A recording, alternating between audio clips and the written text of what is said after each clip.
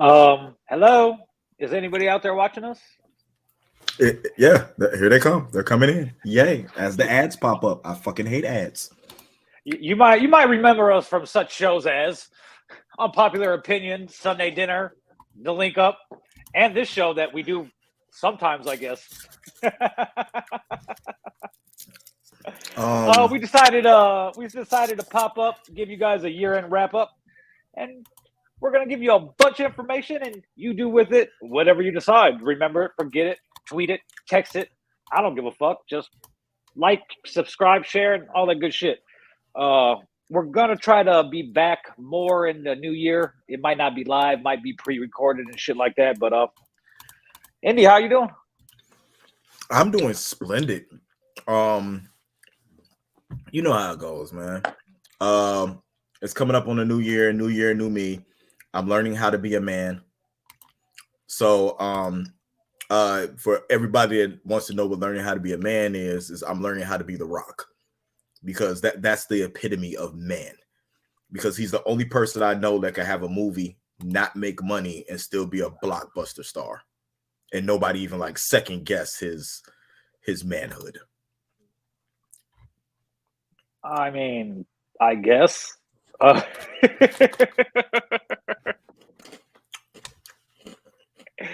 oh man, lights, camera, action. We've been on extended hiatus, I guess you could say. It's been what, like 3 months or so. But like I said, we're here to give you a year-end wrap-up. I don't want to say we're going to do some rapid-fire shit, but what we're going to do is we're going to go through a lot of shit that we liked and disliked this year as we close down on the fucked up year that was 2022. It's been fucked up for everything. Professionally, privately, Hollywood, everything's been kind of fucking weird and fucked up. And we thought this was going to be a year that everything got back to normal in the industry, so to speak, but that was far from the truth. It was weird. Movies that you thought that was going to do great, fared so. And the Movies movies that that people movies that movies that wasn't supposed to do shit made money. The people spoke. exactly. We'll go through our list of favorite movies and shit like that. But let's get into some current shit. We might as well go with the elephant in the room. That is DCU or DC, whatever the fuck you want to call it. It has. DCEU, the DC extended movie universe. I don't even know what the hell it is right now. See, I don't think they know what it is. It's in flames. That's what it is right now. I have no idea what they're thinking. I don't. There's one thing I want to ask you that I never asked you about this. We have been sharing posts and stuff back and forth, but we normally like talk about everything and like break it down. Yeah. But it's life. It's the holiday season, so we really wasn't into the conversation like that. But what was your reaction when they told you who was going to lead us as far as the DCU goes? Like when the James Gunn announcement happened, like what was your immediate reaction to that?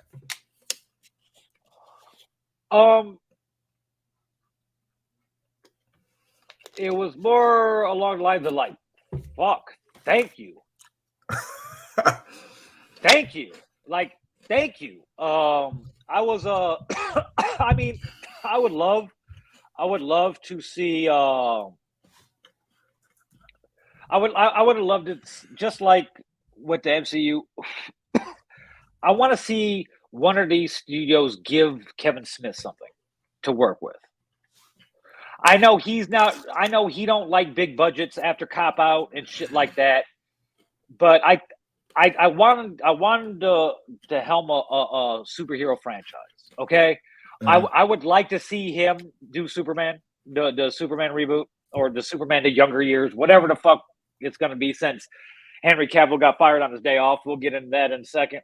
I would love to see him do something, but James Gunn he's a comic book fan. He's a DC fan. I like what he did with Suicide Squad. A lot of people didn't watch it because I don't know if they didn't know what was going on, as they're like, what, we just had a Suicide Squad. What the fuck's this? But I like what he does with what he's given to work with. like he did with Guardians. He took a ragtag group of fucking of characters that really didn't have a place, that you wouldn't think would have a place in the MCU, and he made it one of my favorite fucking franchises within that world. Okay, I love Guardians of the Galaxy Volume 1, Volume 2. I loved it also, and you know, with the second movie, especially in a franchise, you know, just like music, you're worried about the sophomore slump. Sequels never live up to the predecessor, so on and so forth. But he knocked that one out the park also. I like that I like that he knows that they're sitting down and they're putting out their 10-year roadmap. Okay, we don't know if they're going to get that 10 years to do that, but that's the problem that the DCEU had. They had the top level brass meddling in the worlds that they knew nothing about. You know, like that's what I like. Feige gives, why he has the puppets on the string. He's like, this is what you have to include. I don't care how you include this shit, you know? And then they get to go make their own movie. You know, that's why. Unless you're Ryan Coogler. If you're Ryan Coogler, you just do what the hell you want to do. Yeah. There's reasons for that. Mm-hmm. And that was a big step, seeing he did no big budget movies like that before. You know, right. He always, why his movies were good, critically acclaimed movies, and the audiences loved them too. They were relegated to a certain subject matter, so to speak, and he's known for making certain movies. Okay, mm-hmm. He's known for making movies for Black audiences, with Black topics. So Feige picking him for Black Panther was a no-brainer, and I wish I could have been a fly on the wall when they're like, "Here's $250 million fucking dollars." Mm-hmm. Go cast who you want. Go do what you want. Have fun. Like, and he's probably like, "Fuck, I don't know how to do this. I don't know." But I want to leave this point before we get into that, because there's gonna be a lot to talk about Black Panther too. But the thing about that is, it was already a character that was established in a previous movie with a popular character that he didn't have to, you know what I'm saying, start from scratch in order to, you know what I'm saying, make people aware. Now, when we're talking about what James Gunn and what Peter Safran are doing, that they were, it was weird to me. They were both named co-chairman of co-chairman and CEOs of DC Studios, with Gunn being, you know what I'm saying, like you said, famous for lately Guardians of the Galaxy, jumping over to DC, doing the Suicide Squad reboot in 2021, which was successful, even spawned the, you know what I'm saying, the John Cena, you know what I'm saying, spinoff show, which was incredible. You know what I'm saying? Like, he's not missing on what he's doing over there, because that universe, I feel, fits the type of content that he wants to, you know what I'm saying, doing zany but serious. You know, like when you went to Suicide Squad, you went, oh, he did Guardians, perfect person to do Suicide Squad. When he got the Peacemaker spinoff, oh, you know, he did Suicide Squad. Peacemaker was amazing. He made John Cena seem like he can act, you know what I'm saying, and put him right in the role he was supposed to be in, because we already knew what it was. John Cena was following in The Rock's footsteps. We just thought we was gonna get another Rock. John Cena actually has acting chops. Like, he can actually act. The Rock. See, here's the thing: The Rock could act, but it's like, if he's doing drama, okay, he could do some drama, okay, but his action movies, it's all the same character, just with a different name. Yeah, it's except for what was the movie where he got one leg and he had one leg? Was that San Andreas? That was San Andreas, yeah.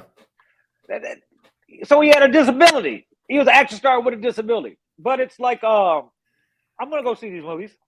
I'm gonna go see them because Bianca. I'm gonna go see them because I'm a Rock fan. Okay, I'm a Rock fan. Okay, so I don't care how bad he's gonna be in the movie. I'm going for I go to movies for the experience, along with with the what's the portrayal of the characters they're portraying, whatever. And we've talked about this before in past episodes. I'll read fucking spoilers. I don't give a fuck. I'll watch a bootleg before I get to the movies if I don't got time. I don't care. I don't care if I know what's happening. I want to see how it gets there, how they play those parts to do what the fucking leak said or whatever the case may be. So I'll go see any Rock movie. Well, it's hard to ruin shit for me.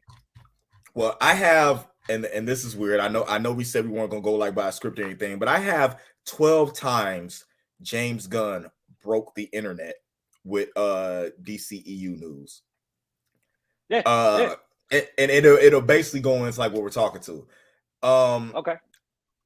When he said the new DCU will include video games, so the games will also similar to how Marvel does with their with like their TV shows on Disney Plus, stuff like that. The games will be used to be able to tell certain stories to interconnect with TV and film, like the fill in the blank type stuff. So we're gonna have to play video games to follow storylines. And they've been working on a new Superman game for 2.5, almost 3 years with the Unreal Engine 5. Yeah, and it just give me a what is it? An Injustice movie. Just scrap if you're gonna redo Superman and everything like that. Just go with the Injustice storyline. Well, we know that's not happening. Yeah, we know they're what he's what they're gonna end up announcing next week. They're gonna drop it next week. But what it's end up going to be is going to be based off some animation, some cartoon. Okay, and he broke the internet numerous times. I've been back real heavy on Twitter for the last 3 months, and yeah, like it was insane. No Man of Steel 2, no Henry Cavill, and I think that's more of the next one after this, no Black Adam 2, and I think the non-success of Black Adam is what contributed to Henry Cavill not, you know what I'm saying, staying with the DCEU, because it was really The Rock and them campaigning to have him there. Yeah, and you know what? I'm pissed about it. Like, really, because like Henry got fucked over so bad by Warner Brothers, so bad. You know, they first of all, he lost out on the Superman role that when Brandon Routh got it. Okay, he lost out on it then. Okay, and then they come back around, recast for a reboot of the character, and he got the part. Okay, and while a lot of people had things to say about Man of Steel, I love Man of Steel. I love that he fucking broke Zod's neck. I love that he killed him, because it showed. It showed what Superman stood for. You know, like growing up, you know, we had, you know, old school Superman. What did he stand for? Truth, justice, and American way. Okay, and it showed that he resonated as a human, even though he had these powers. You know, it's one of the last people of his kind, of his species, and he just snaps his neck, so he stops hurting humans. I loved it. I was in the theater like, oh shit! Like literally, I like stood up and was like, oh shit. So you can't. These characters have to evolve with the times in ways that diehard, you know, fans might not like, you know. But in our lifetime, we've transcended. We've seen a lot of generations. We're born to baby boomers. You know, we're Generation X, and here comes the millennials and Generation Z and shit like that. So. Everything's changed except these comic characters, and that's the problem. That's why a lot of these characters don't resonate in the world today, because they're still trying to tell stories from the fucking 50s, 60s, and 70s. It's why characters like let's say the new live action Teen Titans or Doom Patrol or off-brand comics like what is it?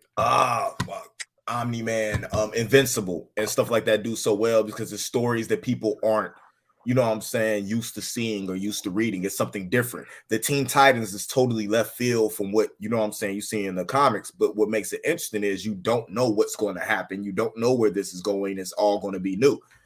And exactly. and that's what I feel like James Gunn and Peter Safran are looking to do. They're looking to do something different instead of the old status quo.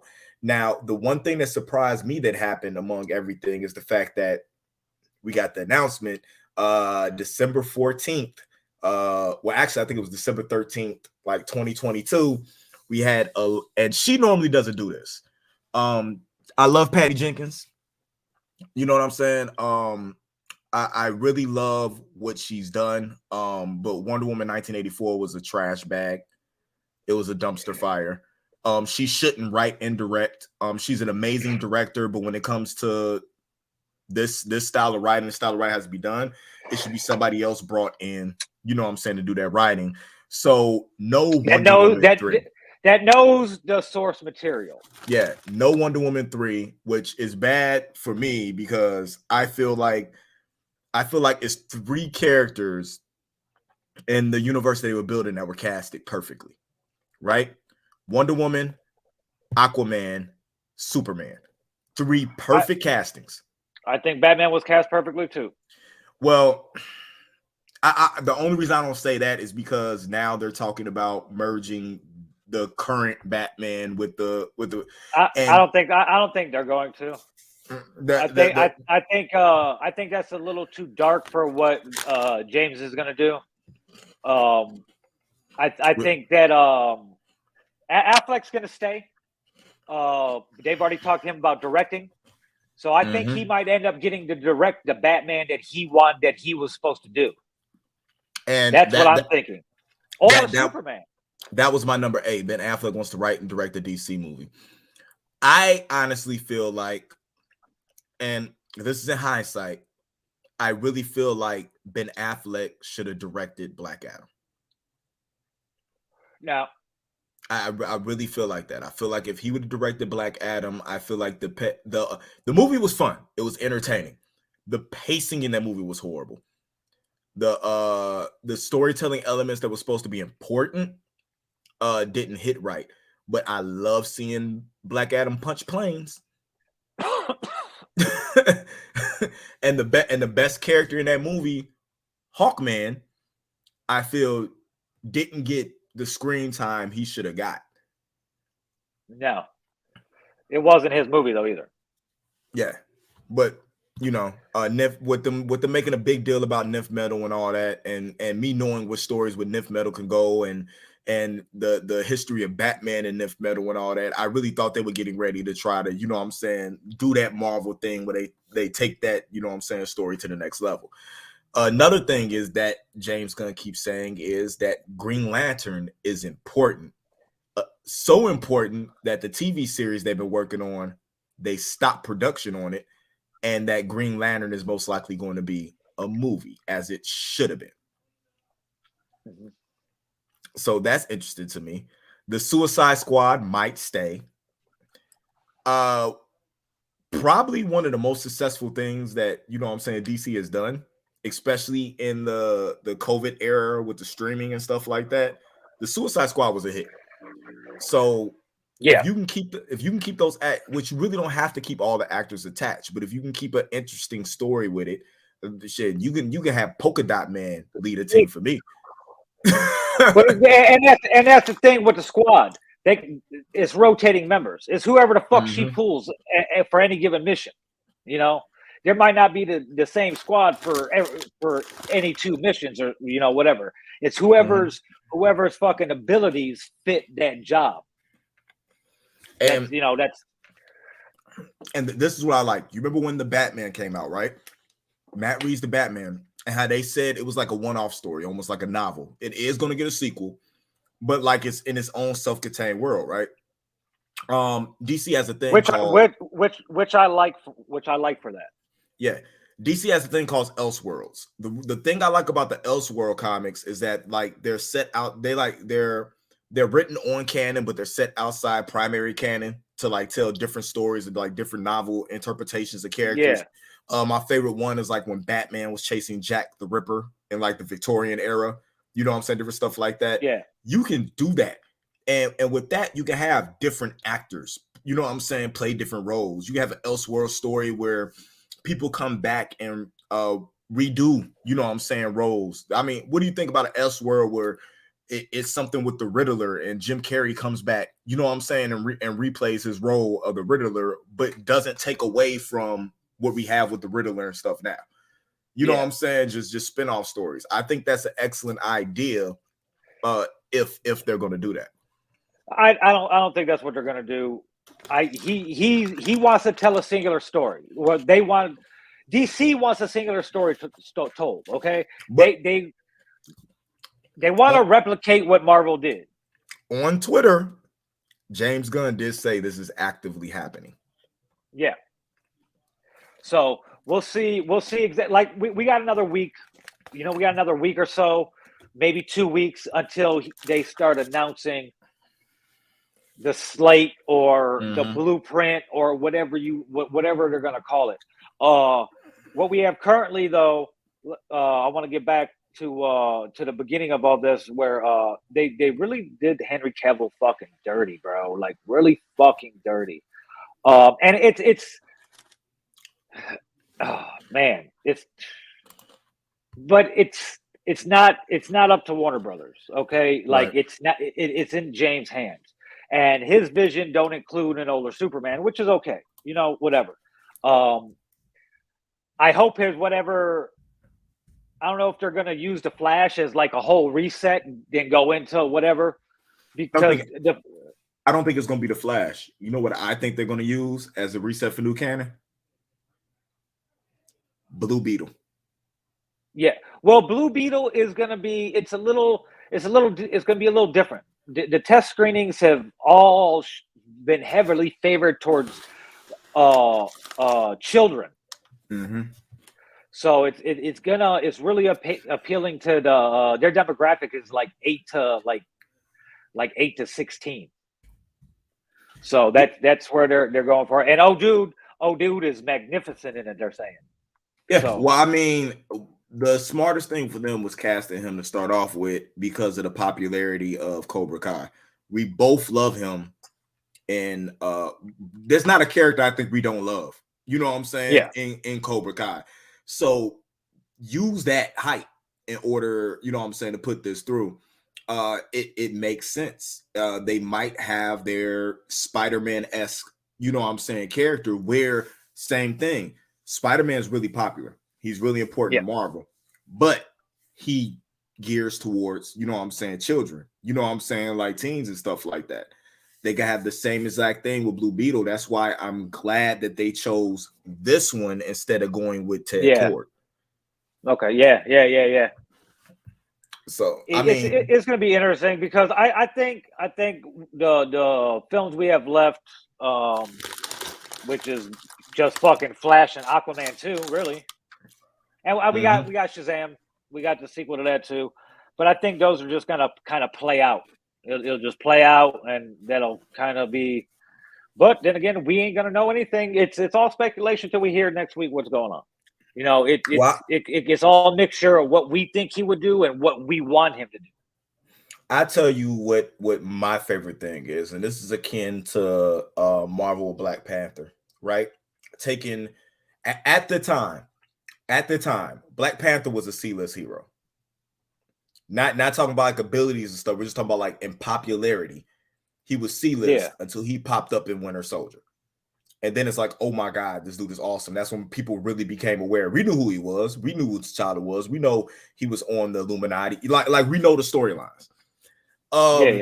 DC has a chance to do a similar thing, but they're going with an eyeball character. I love Echo Cullum from Arrow, and I would love for him to be recast, you know what I'm saying, for this part because he's an incredible actor. But James Gunn has posted, he said one of the things that he wants to get done and is very important to him is a Mr. Terrific movie. And I'm 110% down with that because of the backstory, you know what I'm saying, how it's gonna do in the numbers with the Black community, but also his connection to the entire DC universe, you know what I'm saying, and everything that's going on. He can be that Nick Fury-esque character, you know what I'm saying, to string everything along. So okay.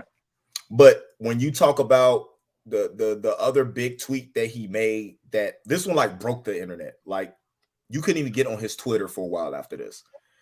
The storyline, when you're talking about the going with one storyline, the storyline he wants to be inspired by is Kingdom Come. Mm-hmm. Bro, that is the epicness of all epicness. And if you, James Gunn, can pull that off, Marvel might be a little bit in trouble. Yeah, and that's why he's casting a younger Superman. And that's supposed to be the first movie of the new DCU, the new Superman. He's writing it now, which I'm okay with. Whatever, fucking write it. But I'm really interested to see who is on his short list for directors, if he's already approached, if he's talked to anybody. Like I said, I really want to see Kevin Smith direct a Superman movie. So he's written 2 of them. But I would really like to see it. That's just me. I don't, just thinking offhand, I don't even know anybody else that I would really want touching it. I'm gonna be honest with you. I don't know if I want. I'm okay with Kevin Smith directing a Superman movie. I think they have to come in tandem. I would like Mark Bernard and his writers group writing any movie that Kevin Smith directs. That'd be nice. But I'm more, and this is, y'all gonna say I'm fanboying or whatever, but I am. I would rather him do a Green Arrow movie than a Superman movie. Well, I'm fanboying over here too, and that's why I'd rather see him do a Superman movie. But and then you start getting into who's he going to cast, if he's doing a younger one, and then like I'm not ready to be pissed off at a bunch of shit when the new year starts. You know, because they're gonna lay out everything, and then we're just gonna be like, we're gonna love and hate whatever, certain aspects of it, so it's gonna be interesting. Who's all gonna be young? Is the new Batman gonna be young? Like, I don't really want to recast a Wonder Woman, and he didn't say that either. So Gal Gadot, even though I didn't like her physical attributes, you know what I'm saying, for the character, because Wonder Woman was Amazonian. She was, you know what I'm saying, she was tall, she was muscular. Like, I really appreciated her commitment to the role and what she, you know what I'm saying, what she did for the role. I understood her and why she wanted that role, you know what I'm saying, and took that role. She did for women with, you know what I'm saying, Chadwick Boseman did, you know what I'm saying, for black men when it came to being able to see yourself as a lead. So I have no issue with that. And plus, the only thing I had known her from was friggin' Fast and the Furious. You know what I'm saying? And I was like, the chick that let go and fell off the plane. I loved her as Wonder Woman, or I love her as Wonder Woman. So we'll see what happens in that aspect either. And I mean, we know we're going to get those 3. There's going to be a Superman, there's going to be a Batman, there's going to be a Wonder Woman, because Warner Brothers still wants those 3 to be the big 3, so to speak. Mm-hmm. So, but with Gunn at the helm and his knack for grabbing obscure characters and make them household names, I'm real interested to see what comes along with the announcement. So yeah, but let's get back. Let's take this one step back and talk about Henry Cavill one more time, because you let him go as Superman, but then you don't fire somebody as the Flash. Even if you're going to put the movie out, you could say after this we have no, you know what I'm saying, future with him, and we're going to come out and take a statement. But come on, man, this kid got to go. Yeah, he's gonna go. He aged out, and that's the fucked up thing about it. He's been Superman for 10 years, and it's Warner Brothers' fault, as much as it's like fucking James Gunn's the one that's fucking moving on to a new Superman. But in the end, it's Warner Brothers' fault because Zack Snyder's vision for the DCEU got fucking transformed right after Man of Steel. When Warner Brothers is like, we want this, this is what we want. This is what has to happen now, and everything was so rushed, So, and it's just now it's like when you're a fucking like I was a DC kid, I wasn't really into Marvel other than fucking Spider-Man. I didn't fucking really know anybody like an Incredible Hulk. Like I wasn't really into Marvel, Right. So I was a decent I loved Superman since I was like fucking 3-4 years old. So it's like watching your fucking sports team fucking just keep on rebuilding and rebuilding and rebuilding and rebuilding and blowing up the team and rebuilding. It's like, bro, can we at least make the playoffs for a couple years? That's what it's been like being a fan of the DCU for the fucking last fucking 10 years. So what you telling me is the DCEU is the Indianapolis Pacers or the Bulls? The Bulls have put together dope ass rosters over the last 10 years and weren't able to do anything with it. But at least the Bulls won a championship. Yeah, a long time ago. But anyway, it's just frustrating. And the older you get, it's like, fuck. Am I gonna live long enough to see the Superman movie I want to see? But no, it's I'm real interested in seeing what James and Pete have in store for the future of this universe. So we'll see what's up. I'm not gonna hold my breath, especially after what happened with Black Adam. I really feel like Aquaman should have been pushed back because Momoa had, momentum. Shazam to me feels like it's taking too long to, come out. And it had momentum, especially like after the DC fandoms and all that. And it's gonna get to a point where nobody's gonna care.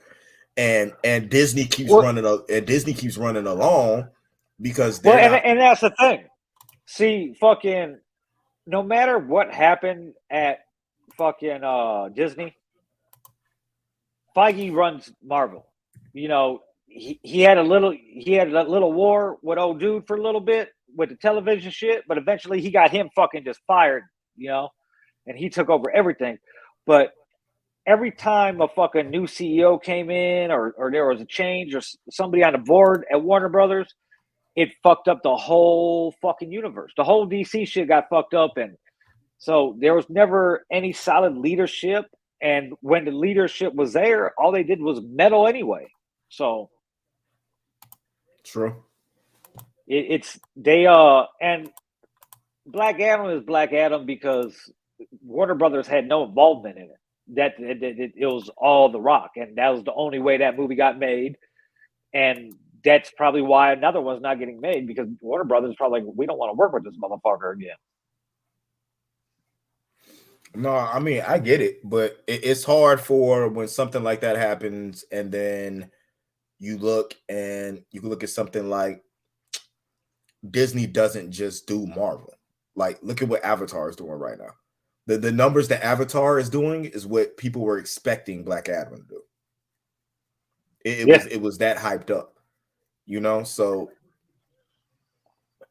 I don't know, man. I wanted to see The Rock win big, but I wanted to see him win, but we'll see what happens with the future. I think he's done with DC, to be totally honest with you.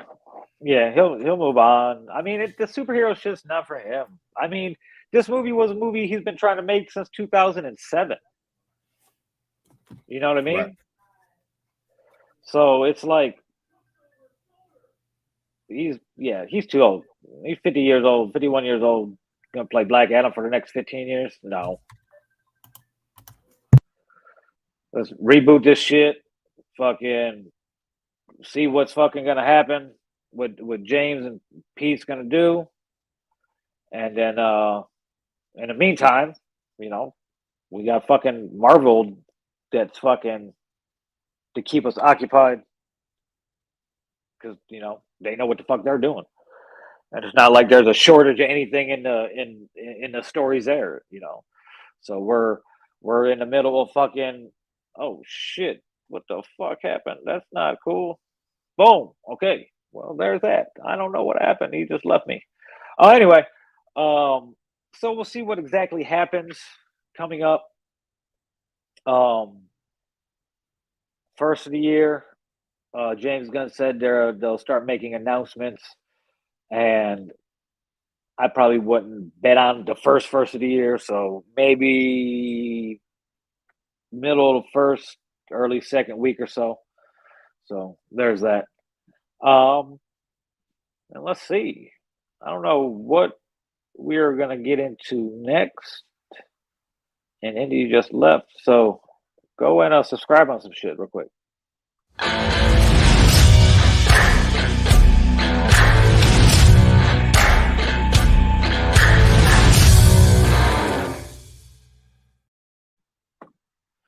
This is a year-end wrap-up on Lights, Camera, Action. Me and Indy here talking shit about shit that premiered and played throughout the year. I don't know where Indy just disappeared to, but he left. He was like, yo, I'm out of here. So we'll see if he pops back up. If not, then I don't know. But moving right along, we just broke down the whole new DCU and how James Gunn and Peter Safran are now running DC Studios, and they're about to totally revamp everything. So moving on, I was going to segue into some Marvel stuff, but I don't know exactly.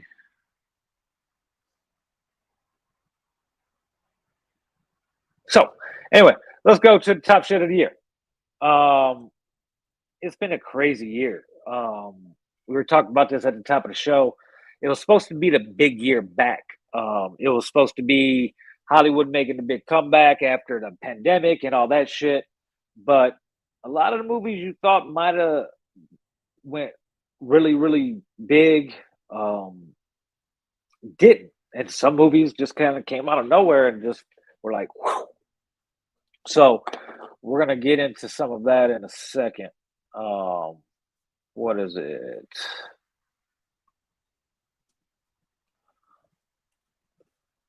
What do you guys think was a top grossing movie of 2022? If you sit back and think about it, I'll give you something. I'll give you a second, real quick, and we're just gonna do domestic. And he's messaging me, he's like, I don't know what happened. Come back.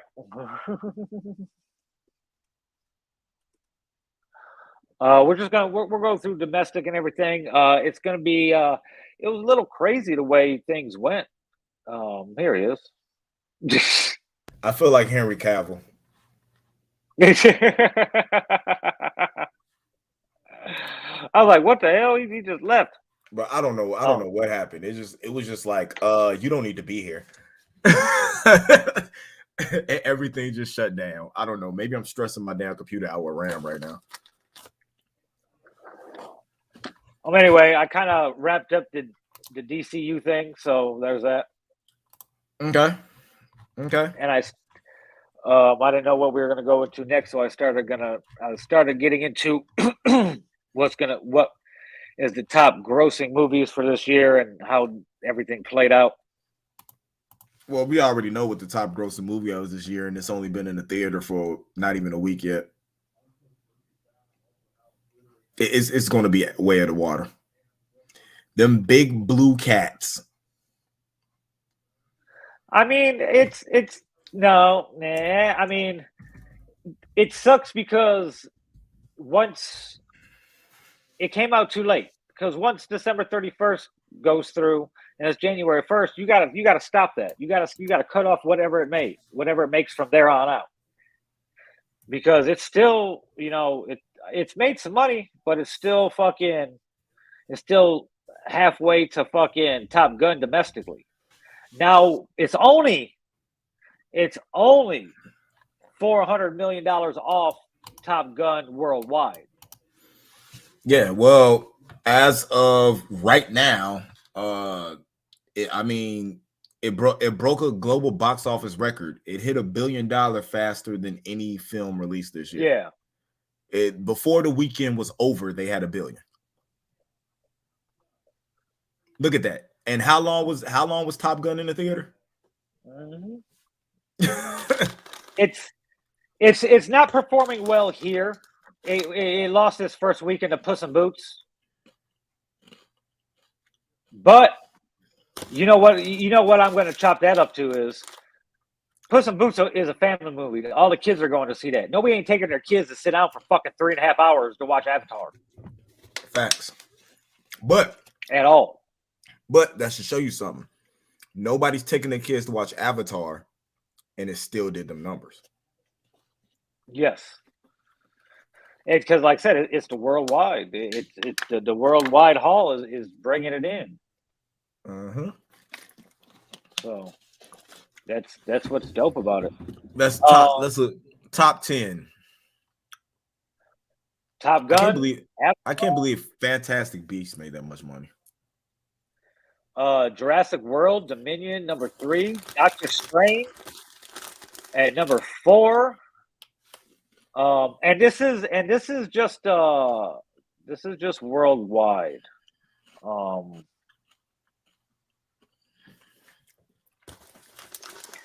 If you go just what you're telling me is that Americans care about Tom Cruise, nobody else does. Yeah, if you just go domestic, if you want to go domestic, top 10 is Top Gun, Black Panther, Wakanda Forever, Doctor Strange and the Multiverse of Madness, Jurassic World Dominion, Minions, The Rise of Gru, The Batman, Thor, Love and Thunder, Avatar, The Way of Water, Sonic the Hedgehog 2. But this isn't just a domestic world. You know they base their Black movies on Adam. what they base their movies on what they do worldwide. Look at this. In the top 10, bro, 1, 2, 3, 4, 5 of the top 10 are of the superhero genre or the comic book genre, whatever. With Black Panther, Doctor Strange, Batman, Thor, and Black Adam. If you look at it, 4 of the top 10 are Disney. Yeah. That's nuts, bro. Yeah. It's good. It's man. Even Morbius is down there internationally at 26. Holy shit. What the fuck? I couldn't even get through that. I just stopped. I stopped watching it. I couldn't watch it no more. I was like, what the fuck is this bullshit? That came out this year? It's on the list. If it came out last year, people kept coming to see it. But yeah, like I said, there's no surprises. Top Gun was a real nostalgic thing. Shit, I went to see it like fucking 4 times. So it was my favorite. I watched it once on bootleg. Yeah, it was my favorite movie of the year. I also like the Batman. I haven't seen Black Panther yet. I'll be totally honest with you. Sonic the Hedgehog 2 was my favorite movie of the year so far. I didn't see Jurassic World because I don't fucking care about dinosaurs like that. And Bullet Train was a close second for me. I really did like Bullet Train. Lightyear was a disappointment. Mm-hmm. Let's see. Nope was fucking. No, I wasn't down with it. I didn't like Nope. Everything, Everywhere, All at Once was a really good fucking movie. Mm. And then Dragon Ball Superhero. Yeah. I laughed my ass off at Jackass Forever. It wasn't bad. It was not bad. There was a lot of good movies this year. Now, like you go through and you look at them. Yeah, it was. It's just yeah. Like I seen. I like The Bad Guys. That was good. I liked Elvis. I liked Uncharted. I know Love and Thunder was not for me. let's see. What else did I see? Scream was Hollywood Ends. I just shut it off. I was like, no, what is this bullshit? I was like, please end.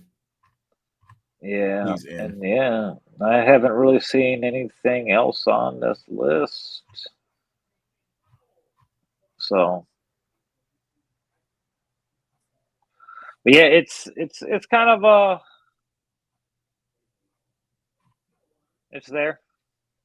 It's gonna be good. So yeah. So what are we looking forward as far as movies going forward? When it comes to 2023, especially with not knowing what DC slate is yet. shit. I mean, what is DC putting out this year? Uh, Aquaman, Flash. Aquaman, Flash, and Shazam, ain't it? Yeah, I think all three of them are dropping this year. Oh nope, you know, two movies that I'm excited about that are coming out. What? Well, actually three. The Wonka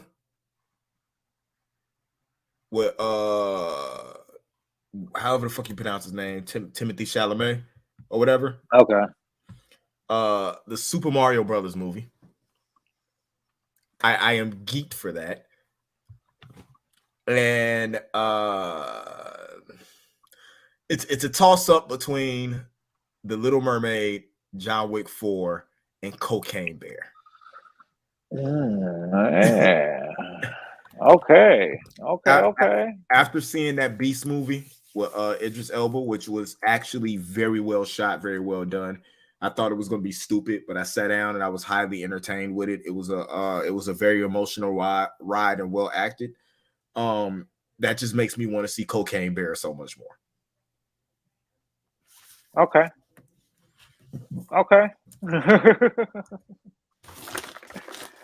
All right, let's get into some of this shit. Here's Vanity Fair's 26 most anticipated movies of 2023. And some of them I can't wait for. Let's see. We got Megan. I don't know if you have seen the motherfucking trailer for this movie, but I seen it last week. I went and seen the Whitney Houston biopic. Mm-hmm. And the trailer played before the movie, and I was like, "What the fuck is this little creepy shit?" Like, I don't get into like, it looks weird, but it's not something I might watch it at the house. I'm not gonna go out to see it. That's for sure. Will Smith did that already. Yeah, so it's basically It's just iRobot. Basically, mixed with Chucky. A scientist creates a life-size AI-enabled like doll to comfort her niece who just lost her parents and shit like that. So Missing, it's a follow-up to the film Searching. I don't know. I never watched that one, so I don't fucking know. Magic Mike's Last Dance. Him and Selma Hayek go to fucking Paris or some shit. They had the trailer play before the Whitney Houston joint last week also. I mean, I watched the first one. I haven't seen the second one, so I mean, why not? Whatever. That's a date movie. Yeah, that's a date movie. I can't be caught like watching that alone. Yeah. Oh yeah, of course. Exactly. See what else? Cocaine Bear. And if everybody knows what that's about, it's no. Go back. I have a bear did cocaine is the line uttered in this comedy thriller inspired by a real life bear who was found dead in the 80s next to a duffel bag of coke. So it's inspired by a true story. By true events. Yes.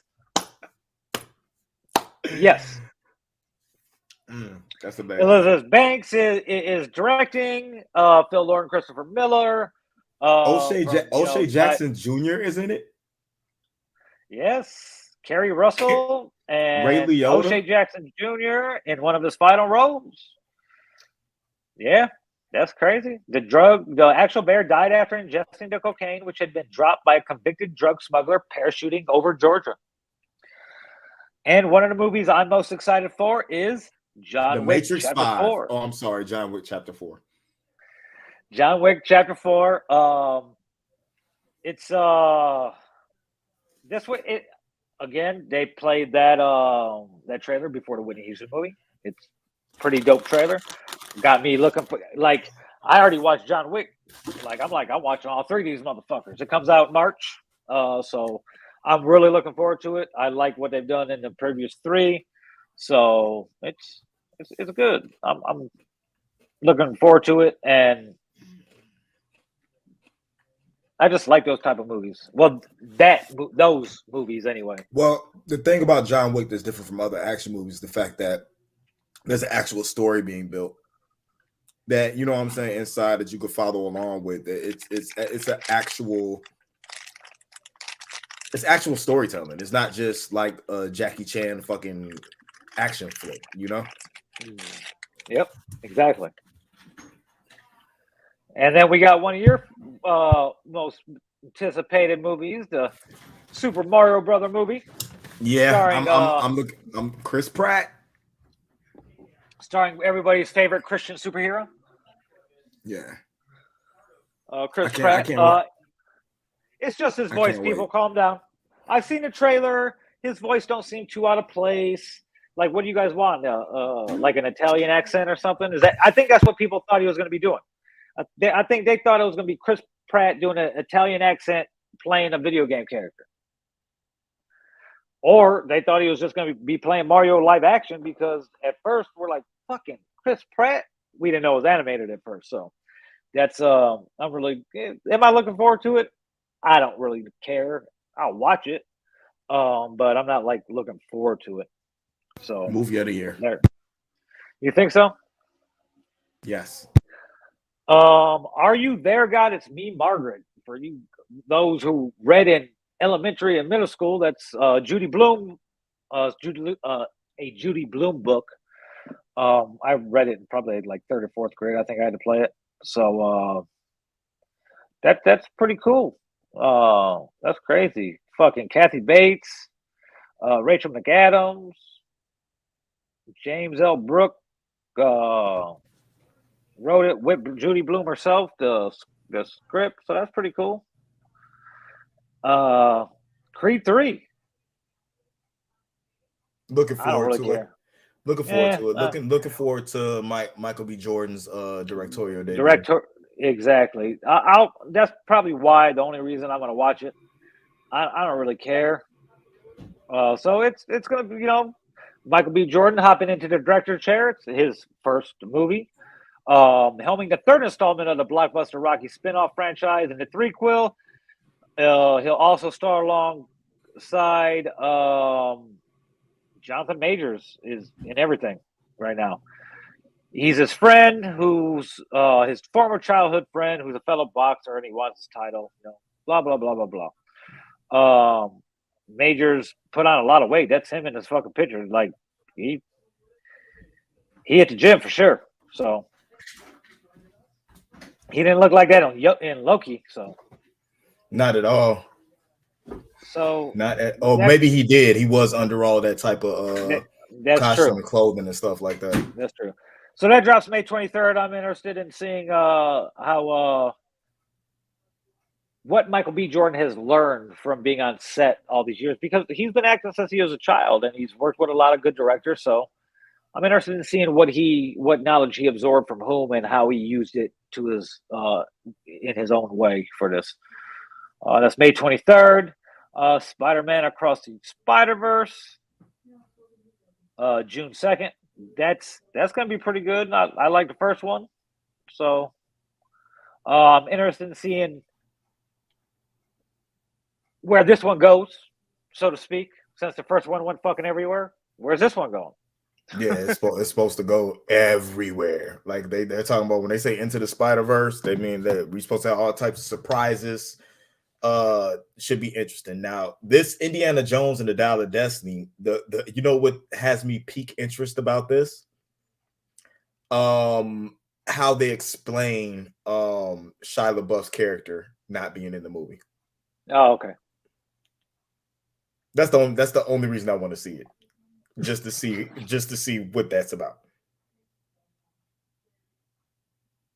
Another Disney movie. I'm an 80s baby, so I want to see his one final outing. It's pretty good. I mean, Steven Spielberg handed directing reins over to James Mangold, so I'm really confident that they're doing right by the character and the franchise. So it's going to be pretty cool. That's June 30th. Mission Impossible: Day of Reckoning Part 1. Yes, I'm all for Tom Cruise doing crazy ass fucking stunts. Bring it on. I'm so over Tom Cruise, dude. Well, see, I can't be. He's the last real fucking movie star. After him, it's just like, we got The Rock. I don't want that. Let's cherish him while we have him. Ryan Gosling. I mean, no. Yes. No. Yes. No, I can't. I can't. You know why? Why? Because I'm going to think about this the whole time. No matter. He can do more than one thing. Ryan Gosling is playing Ken in the Barbie movie, which drops on July 21st. I don't know what this is going to be about, or I don't know. Bro,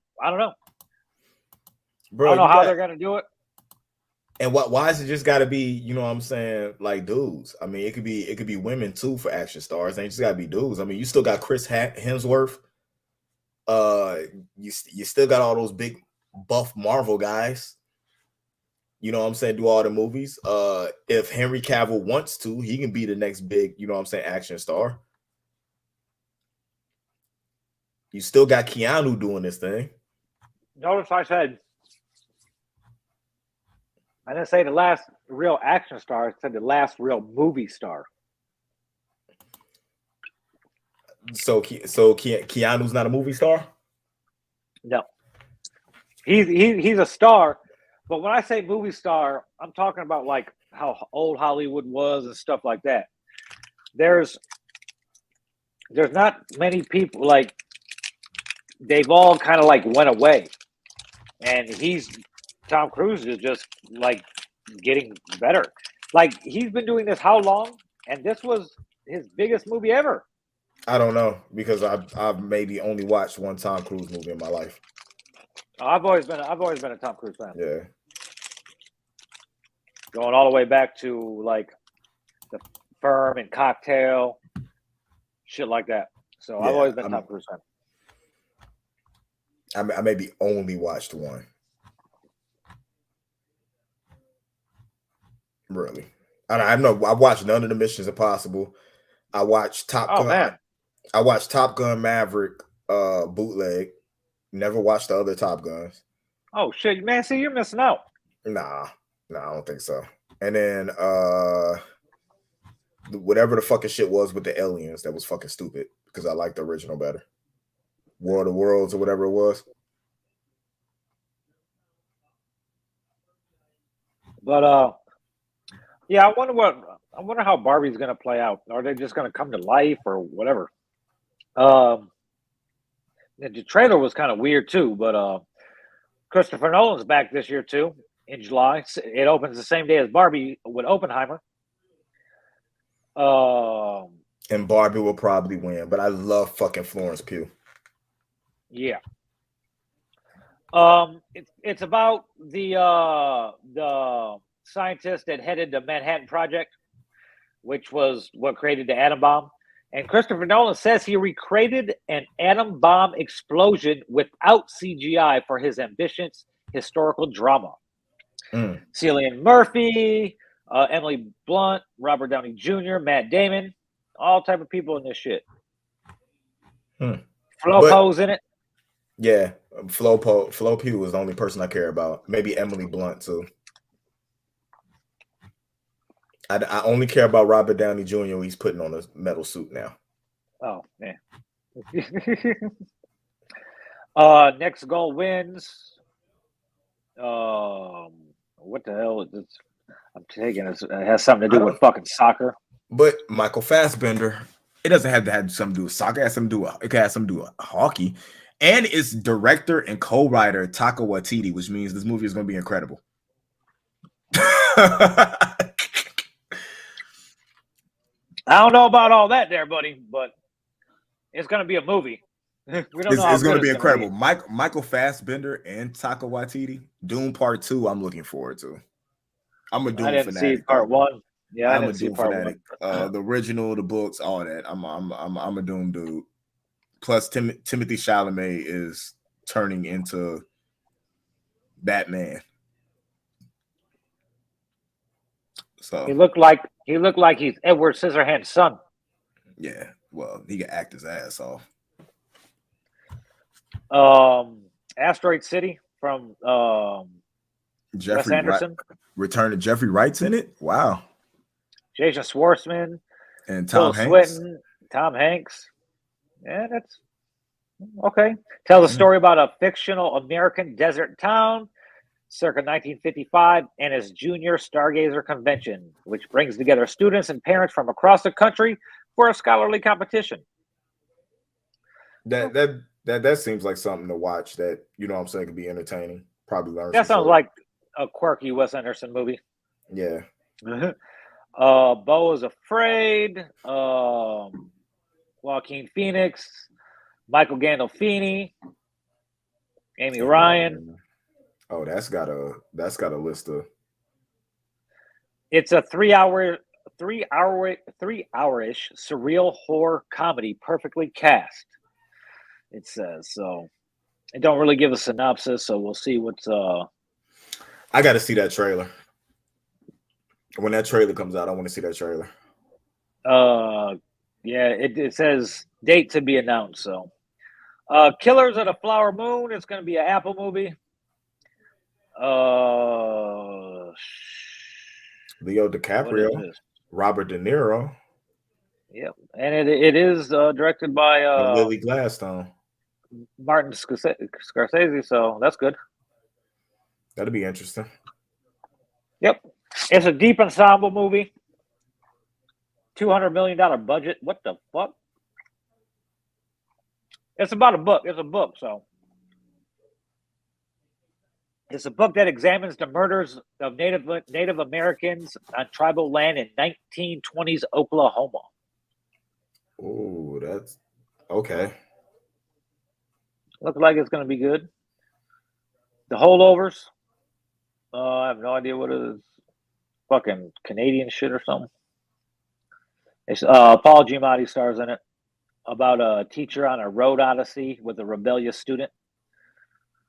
Okay, that might. So it's an Odd Couple type fucking road trip movie. Okay. Maestro, Bradley Cooper. I'm over Brad. I've been over Bradley Cooper for a while. Napoleon. I love me some Sarah Silverman though. Ridley Scott. As a biopic or biopic, whatever way you want to say it. Starring Joaquin Phoenix as Napoleon. Yep. I don't know. This is the first time these two have been together since Gladiator. Yeah. Mm-hmm. Huh. So that's still no release date. It's another Apple production. So that's pretty cool. Peter Pan and Wendy. Is it a live action? The past decade of Disney remakes of the animated classics has been, to put it kindly, a mixed bag, but there's reason to have faith. And director David Lowery, who already produced a good one, which was 2016's criminally underseen Pete's Dragon, as well as its own distinctive indies like The Green Knight and A Ghost Story. With Jude Law playing Captain Hook and Yara Shahidi as Tinkerbell. Yara Shahidi is the older daughter from Grownish, from Blackish. As Tinkerbell, it is, Tinkerbell. yes, a very familiar story. Yeah, I think it is live action. Jude Law's Captain Hook and Yara Shahidi as Tinkerbell. You already know what it's going to be because, oh my God, they cast a black girl as Tinkerbell. Tinkerbell's supposed to be Caucasian and blonde in a green dress. Yeah, we already know. we already had that big bullshit. But Jude Law Mermaid. is Captain Hook. Hey, if you know what I love what Disney did with that, we had all the nonsense about old girl, baby Beyonce being cast as a Little Mermaid, right? But perfect for the role, voice, look, you know what I'm saying, all that stuff. Tell me that nobody had nothing to say about her playing Belle in the live action musical for Beauty and the Beast that aired on ABC and is now on Disney Plus, and she killed it.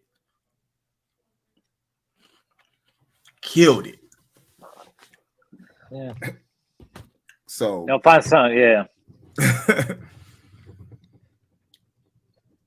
See, moving on to passages. It got I don't know what the fuck it's not somewhere. It's like an art house movie. Yeah, John Lithgow. Yeah, now we're getting into a bunch of weird shit. William Dafoe, Mark Ruffalo, Emma Stone. Now we're getting into the Emmy shit. The shit that's probably gonna win Oscars and Emmys and all that. I don't even know. No, that's it. That's weird. There's a lot of shit off the list. Yeah, I thought would have been on there. But of course, every website. No Avengers Secret Wars.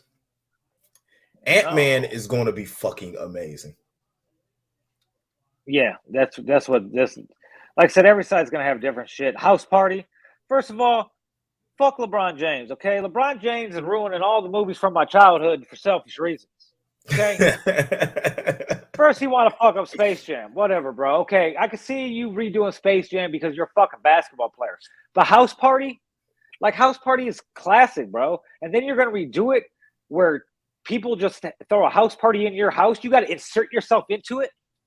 Like, bro, I don't like it. It says a reimagining. Yeah, reimagine these fucking nuts, LeBron, okay? I mean, reimaginings are work. Think about the reimagining of Fresh Prince of Bel-Air. With Bel-Air, I mean, reimaginings are working. Yes, I don't want to reimagine the House Party. I am looking forward to Ant-Man and the Wasp. Really,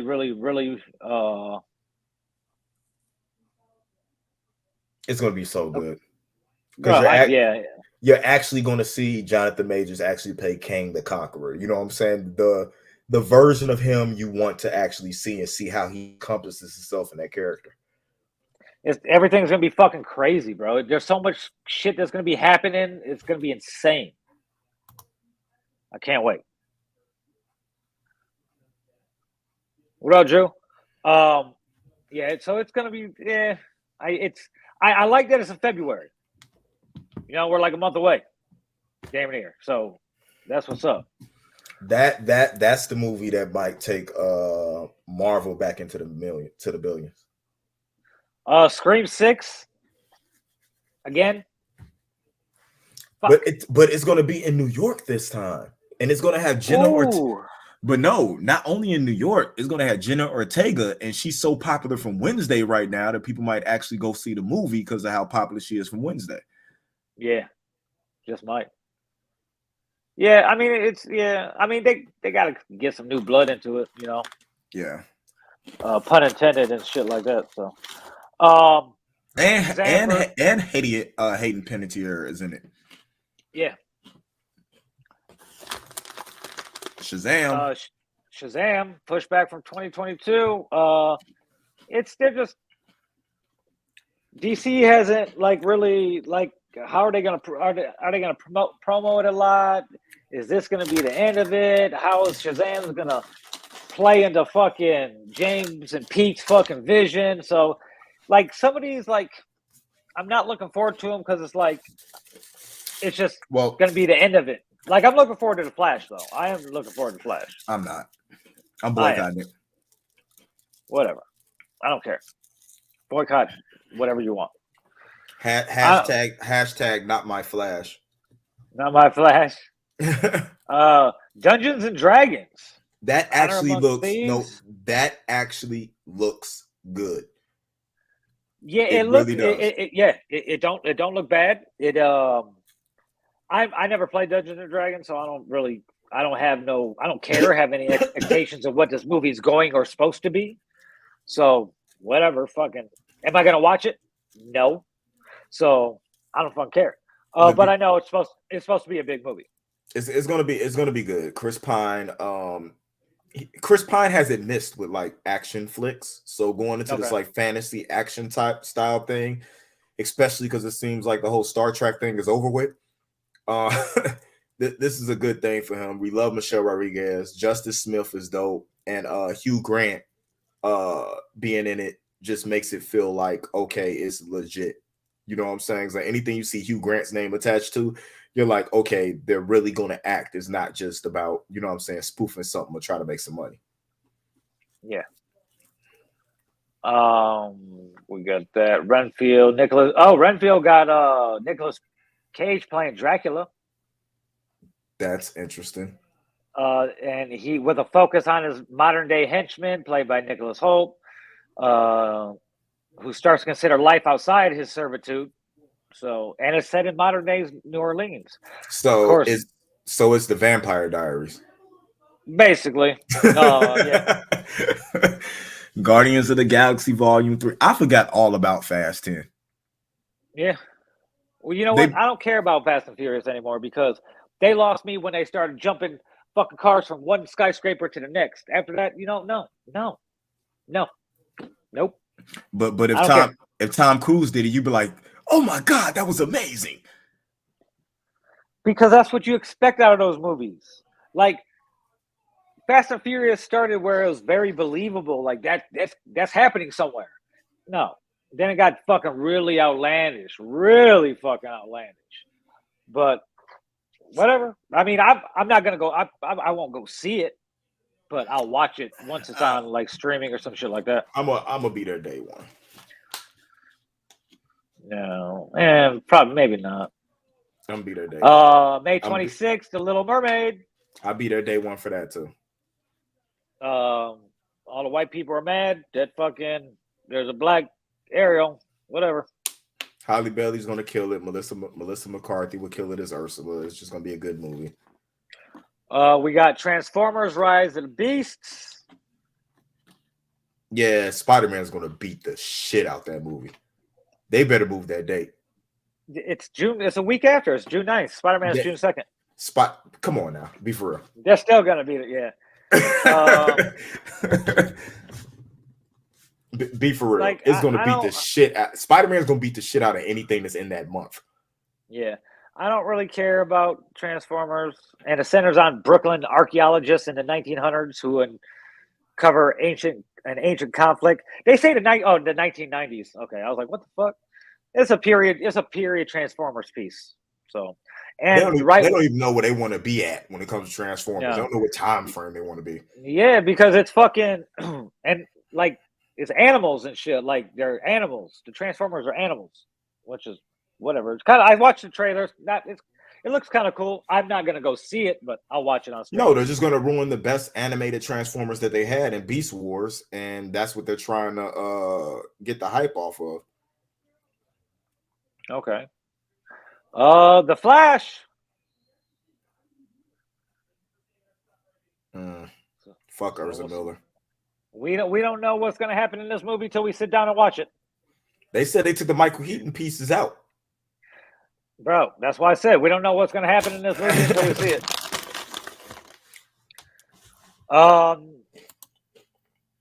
Indiana Jones, of course, Mission Impossible, Oppenheimer, Barbie, the Marvels. Totally forgot about the Marvels. July 28th, the Captain Marvel follow-up will see the team up of Brie Larson's Captain Marvel, Miss Marvel, and Monica Rambeau. And then right after that, August 4th, we got Teenage Mutant Ninja Turtles, Mutant Mayhem. Animated. It's animated, thankfully. And August 18th, Blue Beetle. So it follows a Mexican American teenager, Jamie Reyes, who Jaime. gains his superpowers.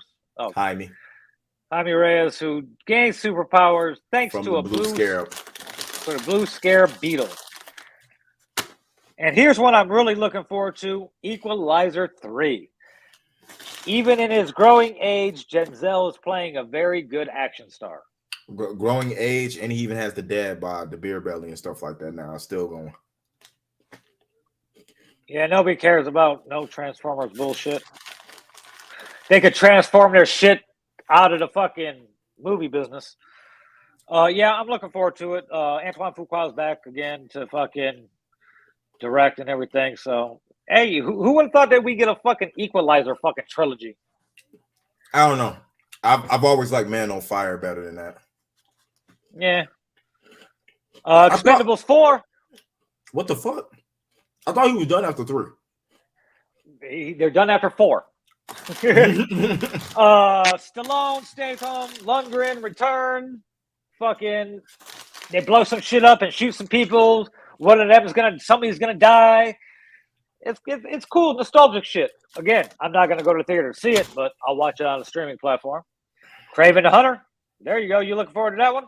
I like Aaron Taylor Johnson a lot. I've liked him since Kick Ass. Okay. Yeah, he did. I liked him in Kick Ass too. We're redoing The Exorcist. The Exorcist. Again. Yes. Yeah. Well, it's a sequel. He said he moves slow as hell in the movie, so they speed up all the fighting scenes. And talking about Denzel. Yeah. So they're doing a sequel to the redid, or is it a sequel to the original? Because remember, didn't they redo After finishing up his take on another horror classic, Halloween, David Gordon Green is now back in theaters with The Exorcist, a sequel to the 1973 film about a 12-year-old girl who was possessed by a demon. So just like when he did Halloween, they ignored a bunch of other shit, and it was a direct sequel. Okay, this will be interesting. Yeah. We'll see how that goes. The Hunger Games is back. Guess who cares? Not me. I didn't even see if my Hunger Games is me trying to figure out what I'm about to eat before I get pissed off. I've already seen everybody in Hunger Games naked that I wanted to see naked, so I'm good. No, there you go. Wonka. It's your boy Timothy Chalamet. He plays Wonka. It looks a little creepy. This story is what? This story centered around how he met the Oompa Loompas. Yeah. Oh, I'm fully into this now. Yeah. I'm fully invested now. Yep. It's an origin story, bro. It's Willy Wonka's origins. So now we're gonna know if this motherfucker's like America and just went to Africa and kidnapped a bunch of people and turned them into slaves with the Oompa, like, you know. Was Willy Wonka like a slave master or what's going on? Like how much is it? I want to know, are they a union? Do they get benefits? We know they get room and board. How are the living conditions? Like, these are things I want to know. I always thought that like that Minions movie or whatever, that it was based on like Willy Wonka, like how he got them to work. That's gonna be interesting now. Now that I know what the basis of what the story is, that makes it even more interesting on what, because I want to see, like you said, I want to see where he get these Oompa Loompas from. He has to like free them from like slavery or something. And it's funny if he frees them from slavery and then be like, come work for me. Come work for me for little pay. I just house you and feed you. Yeah, I'll give you some money, but it's still gonna be some fucked up working conditions. You're gonna have to get rid of some dead bodies and children eventually. Right. And all you get to eat is candy. Hey, maybe that's why they're so short and orange. Maybe it's just their growth and The Color Purple. Did they really remake The Color Purple? The movie adaptation of the Broadway musical itself, an adaptation of Alice Walker's novels, stars Fantasia as Celie with Coleman Domingue, Corey Hawkins. It's a musical. It's a Broadway stage musical. It's an adaptation of an adaptation. Yeah. Okay. They got way Whatever. too many. They got way too many singers in here that I'm reading, like her, Fantasia, for them Yeah, not to sing in that movie. it's a musical. Yeah. Well, Although, it says it. It's an yeah, adaptation of the Broadway musical itself. yeah. Boom. Although Fantasia does look like Celie though. So Um, Aquaman. Aquaman and Lost Kingdom. You'll see the return of Aquaman and Black Manta. Yeah, exactly what soccer moms want to Randall see. Park. Randall Park is making his DC debut. He's going to play a marine biologist who's obsessed with finding Atlantis. Okay. Nicole Kidman.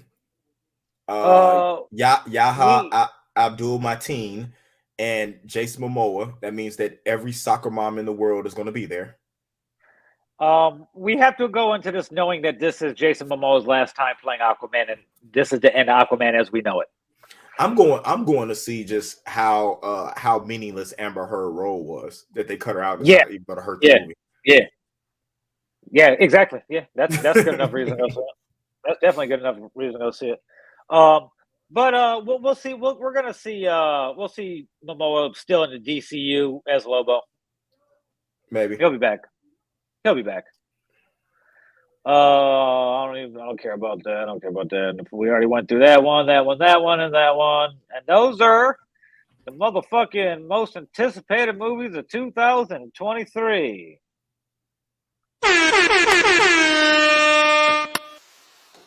And stuff like that. Until Marvel comes and announces that they're doing like we're moving 2 movies into this year, and a bunch of So there's been some changes.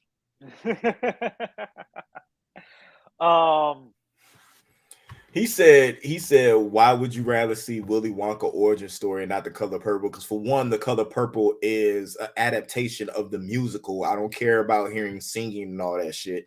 I'm cool.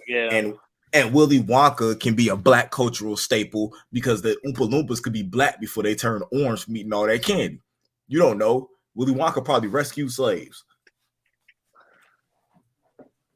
Anything's possible, as we've learned. Should have made him come on the show. Should have made him come on the show tonight. So he could talk House of the Dragon. No, we want to talk about that. So I went and seen the Whitney Houston movie last week. How much cocaine was in it? A lot. They did. So the movie got, not only did it get the green light from the family, her brother Pat, who handled all her affairs after she fired her dad from fucking spending all her fucking money. He's one of the executive producers on the film. And it was good. I know the Whitney Houston story. I'm a big Whitney Houston fan. I got a Whitney Houston playlist. So I've been looking for. I've been looking forward to it for a while. So went and seen it. And boom, T-Mobile Tuesday's like, boom, $5 ticket. I was like, oh, hell yeah. Went to the theater in Poway, which is like 20 minutes away. They got the reclining heated seats. They're like, shit like that.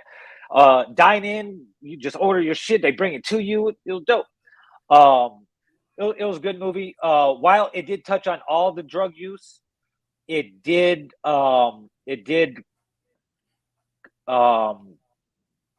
touched on the crack before she even met Bobby. It showed her hit a crack pipe like early on and didn't talk about crack no more. It was all cocaine when we know that the crack was the big thing for her. That was the thing that fucked her all up. Why the coke was the gateway drug to her fucking getting smoking crack that fucking derailed everything. But they did it was played real well. The actress who played her played the part phenomenally.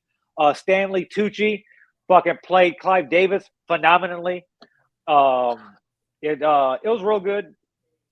They could have thrown a little more drug shit in there. They did a time jump of like 8 years in there a little bit. but it wasn't bad. It wasn't bad at all. It was about 2.5 hours. 2 hours and 40 minutes or so. I enjoyed it. He said, for "They could do a lot on my head," but Hey, it explained a lot. Did you see the meme that's been popping up ever since the Whitney Houston movie about the girl who has the reel and she's wondering why there's a mirror above the toilet? Oh yeah. But it was they did a good job. There was a couple things, like I said, a couple things I would have did differently, but the drugs played a big part in the movie. And with her family being behind her brother, producing it, I thought they might tiptoe around it, but it was kind of hard to tiptoe around because it was such a known thing. Mm-hmm. And it detailed her decline, how she wasn't able to sing as well or anything like that anymore. So it wasn't bad. It wasn't bad. I liked it. It didn't really drag at all. And there's a lot of things I knew as a Whitney fan that I didn't think they would put in there. Like, I didn't think that they put in there that she was a lesbian or bisexual. And for the most part of her early career, she was with a woman that just was her assistant and road manager, so to speak, because her dad wasn't playing that shit. Maybe Really? detail. Yep. Oh yeah. Yeah. Oh yeah. Shoot. Scissor Sisters. Do you use Apple Music? I can share it with you.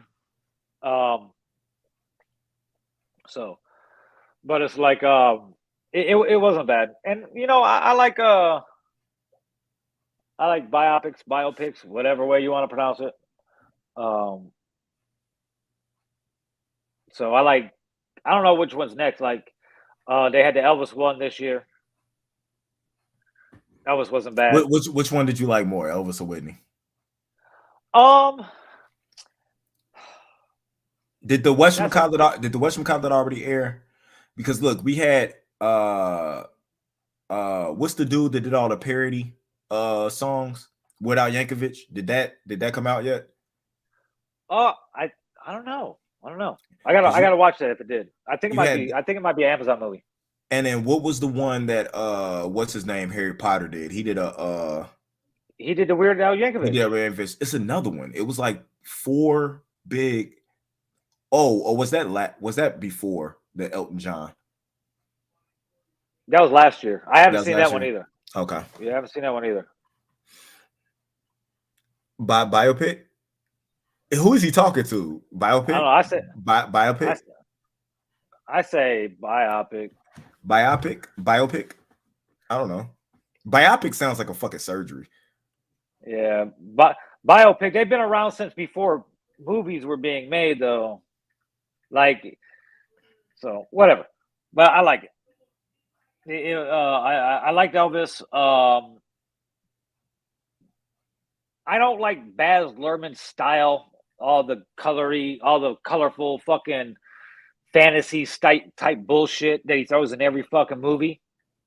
But I did like the movie. Tom Hanks fucking played great. Austin Butler did a fucking hell of a job too.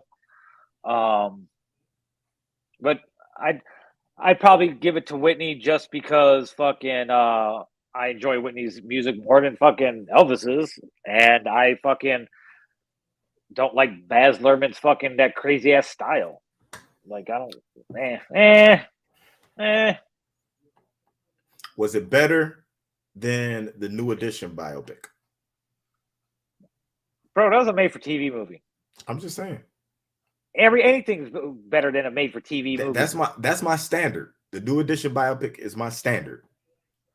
No, yes. Elvis is definitely better than that, and so is fucking Whitney. Okay. Yes. Yes, Elvis does. Yes, he does have some slaps, but I still rather listen to Whitney. Yeah, he does have some slaps. The black people he slapped that he stole their music from. I do it myself.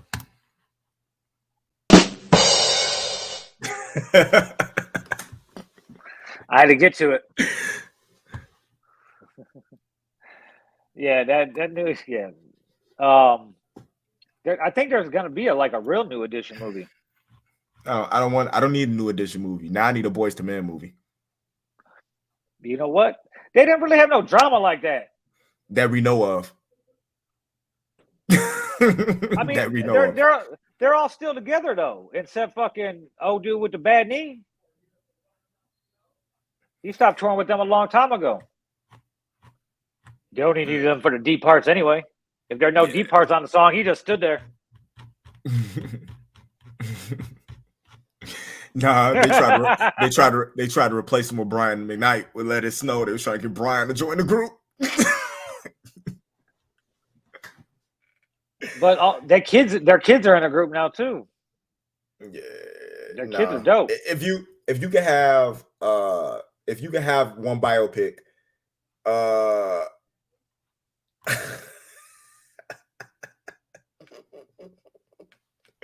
hey, he on one tonight. As you can see, I love black people. That's why the Joe Budden, you know what I'm saying, joint is right there. You know, you can't get blacker than Joe Budden, depression and drug use. That was also a Whitney Houston knock, but I digress. If you could have a biopic done of somebody, like if you could pick the best director, doesn't matter who it is or whatever, you're gonna have the biggest budget you can. Who would you want the biopic to be made of? Pac. We already had a Pac biopic. No, we didn't. no, we didn't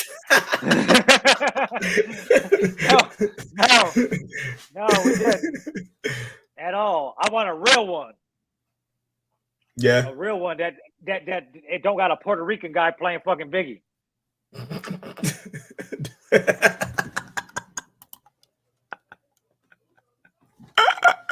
No, it's not. Marijuana is a drug, bro. White people just use different drugs. Not in the state that I'm in, it's not. White people just use different drugs. Black people use alcohol and Hennessy. Hennessy and shout out to my stepdaughter. Hennessy and marijuana. And her boyfriend. They bought me this shirt for Christmas.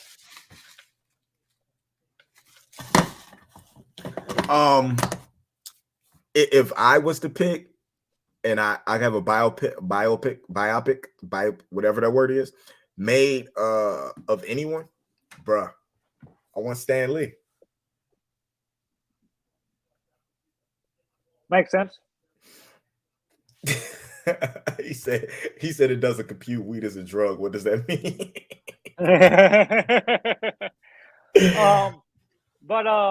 Yeah, that's hard. That's a hard decision. Like, there's a lot of people that I'd want, like, that I know a lot about, that I'd want to know more about. But I think Pac's life was for that short period of time, you know, from that first interview when he was 17 until he died. It's just, those years just contained so much shit that there was no way that movie that they did with whatever budget they had was going to properly fucking tell that story. That's why I would like a real director with a real budget to do something like that. But man, there's a lot of people. The Locks is a good one. DMX is a good one. I'm surprised that they did. I'm surprised they haven't bit on. Well, it's probably the family is not, you know what I'm saying, letting the rights go. But I'm surprised. I'd want to see. I want to see a real Michael Jackson one. There was people around him that knew everything he was going through and seen the real him that we didn't get to see. You know, like fucking a lot of people, you know, that knew him. You know, his little sweet voice that he talked on the microphone with, that voice he used wasn't his real voice. Like, that motherfucker, they're like, yo, this motherfucker cuss you out. And but it's like that Mike had a speaking white voice and Mike had a street voice, you know. So like I'd love to see a Mike movie. Both Mikes, all three Mikes, Jordan, Jackson, and Tyson. that there's so from our generation exactly that was going to be the next name on my list. It was Prince. There's so many people from our life, our from our lifetime that I'd want to see. It's insane. Y'all gonna kill me for this, but I want a Drake biopic.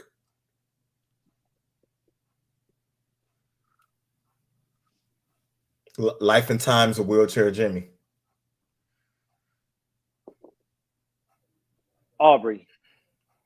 Like going through his life and seeing actually how fucking, you know what I'm saying, juggling being growing up with a Caucasian Jewish mother, the TV, you know what I'm saying, TV shows, a struggle with, you know what I'm saying, family and dad and not fitting in on either side. You know, that'd be something that'd be interesting dynamic for him turning out and becoming what he became. But he didn't have to try to fit in unless he was visiting his dad in Memphis, because people in Canada don't give a fuck if you're black or if you're Jewish. Yeah, but I'm just saying it'd be interesting trying to see him. Yeah, you know what I'm saying. Go through that.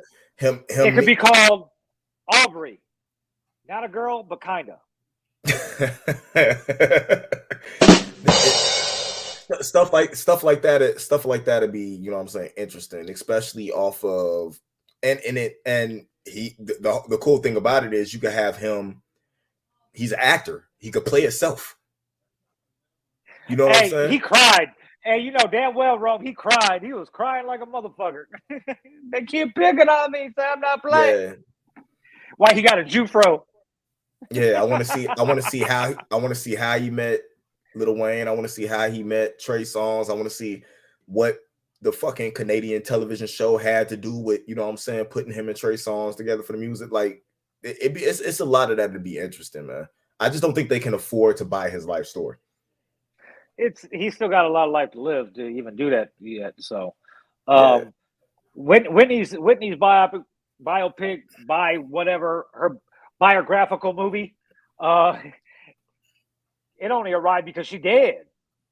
Right. But they got a lot of movies, especially young. I mean, look at how quick they did 50. Eminem. You know what I'm saying? Well, that only detailed them getting to what their goal was. Yeah. It not even that. Like fucking 8 Mile ended with the motherfucker just winning the battle. There was nothing after that. Like there's a whole career, you know. You could take me up to Drake and his first to second successful album, and then you know what I'm saying, do something after that. I even take a fucking documentary. Remember when we used to have a fucking documentaries following, you know what I'm saying, the people they want, like they would document their life. I mean, what was the one Jay-Z did when he was doing Black Album? Fade to Black. Fade to Black. Yeah, that was dope. Yeah, the ones that was real dope. The artists used to take the time to put stuff like that. You know exactly, like Rome said, those aren't life stories. I would love for like J. Cole, Kendrick, SZA. You know what I'm saying? I would love to see it. Well, we kind of do see a Kevin Smith biopic with, because that's all Clerks is his life. Yeah. But all these other people haven't done enough yet. Like they're not like, they ain't no studio want to put out a motherfucking SZA fucking biopic. Yet. I was talking about it. I was talking about as far as like a documentary shit. Documentary shit. Yeah. Oh, okay, yeah. Because I tell you, the Billie Eilish documentary was fucking dope. You know what I'm saying? I haven't watched it. The Justin Bieber joint. You know what I'm saying, was dope, because the only reason I watched them because I remember watching that type of stuff. You know what I'm saying? Be able to follow. You get a lot in tune on the creative process shit that they do. The behind the scenes shit with Marvel, with them when they go behind and they let you watch the shit or how they did them, sometimes be more interesting than what the fucking movie was. This is why they shot this scene this way. And because they wanted people to see this, it makes you watch the movie a totally different way and experience something, you know what I'm saying, different. Yeah. So makes sense. Yeah. Now that I went off on a tangent. That's what happens. Yeah. But I mean, we did the movies to talk about. We haven't even got into television, dog. It's so much to get into. Yeah. That's a whole nother episode. Fuck. Yeah, this might be more than one. It might be year in wrap up part 2. This would be movies and news, and then we got to do television. Yeah, because it was a lot of TV, a lot it's of almost TV. dinner time. Yeah, it was a lot, bro. Shit, I could talk forever just about Vince McMahon in the wrestling world. I didn't watch. I didn't watch a lot of TV this year. He said, "Did you send him the code?" No, I don't. Hold on, I gotta open my email. Hold on.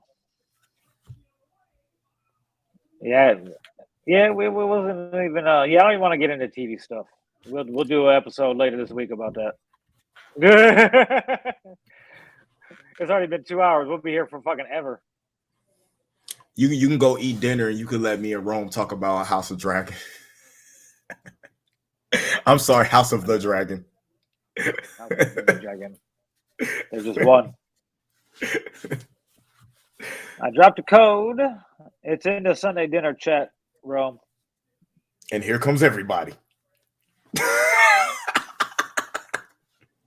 No, because they gotta have that. They gotta log in with the email first, and then there's gonna be a different code. So right. We don't even have a oh yeah, we do have a 3-person panel. I was like, damn, we don't even got a 3-people panel. But yeah, we do. We did it for the last time he was supposed to come in and talk about something, and then he didn't even show up. Yeah, I forget what it was.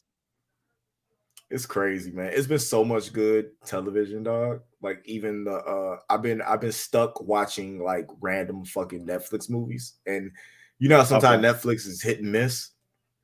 Hasn't been missing as of late. the Emily Escape joint or whatever the fuck that was with I know what you're talking about, but I haven't watched it. Bro, that movie is so fucking good, bro. He's like, send me the code, and he hasn't even looked at the code yet. Jeez, Rome, what is wrong with you? That's nuts, man. That is nuts. I guess those aren't life stories though. Like 8 Mile wasn't a life story. It was a interpretation of life, I guess. Yeah, that's exactly what it was.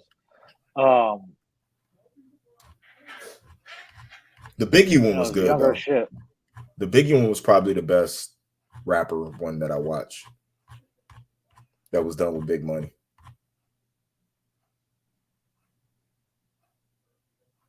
He said he looked at it in the note panel. He didn't open it. Oh, okay. I hate people who do that shit. Emily the Criminal. That's the name of that. Adam did a review for that over there, and it's crazy because Aubrey Plaza delivers in that role right after she's announced that she's going to be in the Agatha series. Oh, okay. So that was interesting. It's amazing that like all these actors and actresses that get into like DC or Marvel, it's almost like they wait to announce it until they know they got like a bomb ass role in a movie where they kill some shit, and they're like, "Oh, this person is doing this for us." Hey, it works so far. So far, so good. And I guess I would have to digress if I didn't talk about the deaths we had. Well, of course you want to get all morbid. I mean, yeah. Man, we lost Jason David Frank, yo. Yeah, we did. The Power Ranger. To suicide. What is it with all these actors? I mean, this is what I wanted to ask you, and one reason why I didn't want to talk about it like in the chat. What is it with these actors, especially these male actors, and suicide? But Omarion is still alive. Oh shit.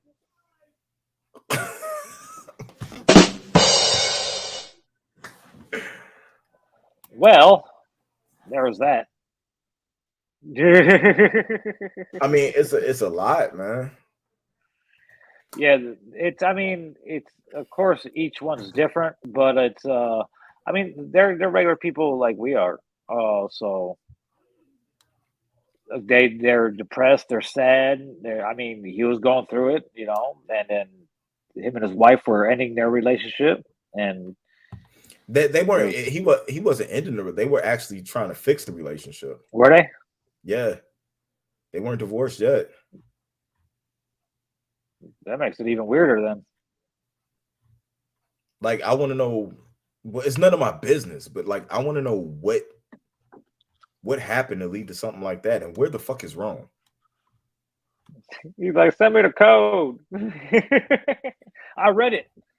Then Christy Alley died, and the only thing I can remember her in was what was it? 3 Men, not 3 Men and a Baby. What the fucking shit movie was she in? Okay. Look who's talking. Only thing I can remember. See, I'm old. I remember her from Cheers. That was my introduction to her. Cheers. Yeah. But Jace, this is just personal to me. That's why I keep bringing it up. Jason David Frank, the actor and mixed martial artist, beloved for his role as original Power Rangers, died at age 49, bro. 49. He was best known for his role as Tommy Oliver in the Mighty Morphin Power Rangers. A fan favorite, Frank was brought back and reformed as the new leader of the team. He would go on to reprise his role in several Power Ranger adaptations, including Zeo, Turbo, Hyperforce, and more. His other acting credits are Sweet Valley High, Family Matters, and the Junior Defenders. I remember the episode of Family Matters when he was like a bully and fucking Steve Urkel was hooping the shit out of him or some shit. I forget what happened. I'm probably mixing episodes up, but I remember that shit. Kevin Conroy, hurt. Bad, bro. I didn't give a fuck about Aaron Carter. That was mean. Whitney's nose candy. That was mean, man. Coolio. A lot of people died this year, man. I thought more actors died. Yeah, Coolio, that sucked, man. Went in the bathroom and ain't come out. That's terrible. That's not the way I want to go. So wrong.